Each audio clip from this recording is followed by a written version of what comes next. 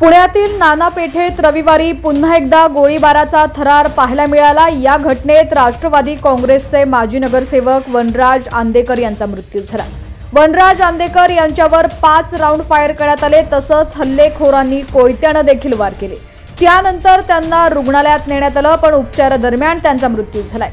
बातमी सविस्तर पाहूया त्याआधी तुम्ही HPN मराठी न्यूज चॅनल पहिल्यांदाच पाहत असाल आणि अजूनही चॅनलला सबस्क्राइब केलं नसेल तर नक्की सबस्क्राइब करा, जेणेकरून आमचे अपडेट्स लवकरात लवकर तुमच्यापर्यंत पोहोचतील।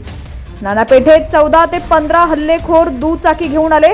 यावेळी एका मित्रासोबत उभे असलेले वनराज आंदेकर यांच्या अंगावर धावून जात हल्लेखोरांनी गोळीबार केला। काही जण कोयता घेऊन त्यांच्या अंगावरती गेले। सदर घटनेचा CCTV फुटेज देखील आता समोर आलाय। मात्र याच दरम्यान एक धक्कादायक माहिती समोर आली आहे। पोलिसांनी दिलेल्या प्राथमिक माहितीनुसार वनराज आंदेकर यांना 5 राऊंडपैकी एक देखील गोळी लागली नाही। मात्र गोळीबारानंतर त्यांच्यावर धारदार शस्त्राने हल्ला करण्यात आला। त्यात वनराज आंदेकर यांचा मृत्यू झाल्याचं समोर आलंय। समोर आलेल्या CCTV फुटेजमध्ये देखील हल्ला केल्यानंतर काही जण दुचाकीवरून पुन्हा खाली उतरत कोयता घेऊन वनराज आंदेकर यांच्या दिशेने धावून जात असल्याचे दिसतंय। सदर घटनेनंतर वनराज आंदेकर यांना रुग्णालयात दाखल करण्यात आलं होतं, मात्र त्यांचा उपचारादरम्यान मृत्यू झालाय।